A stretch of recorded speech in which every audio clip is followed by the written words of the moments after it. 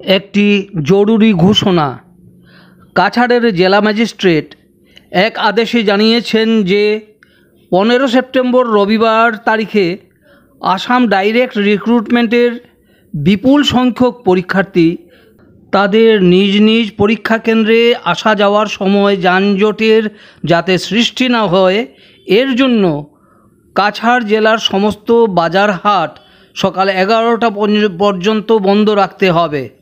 এছাড়া ওই আদেশে আরও জানিয়েছেন যে একান্ত প্রয়োজন না হলে কোনো ব্যক্তি যেন ওই দিন বাড়ির মধ্যেই অবস্থান করেন।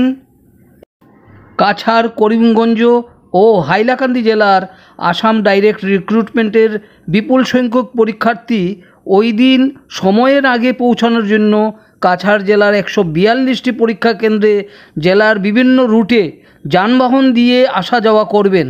যানজটের জন্য পরীক্ষার্থীদের যাতে কোনো প্রকারের অসুবিধা সৃষ্টি না হয় এর প্রতি লক্ষ্য রেখে কাছাড়ের জেলা ম্যাজিস্ট্রেট রোহন কুমার ঝা এই আদেশ জারি করেছেন।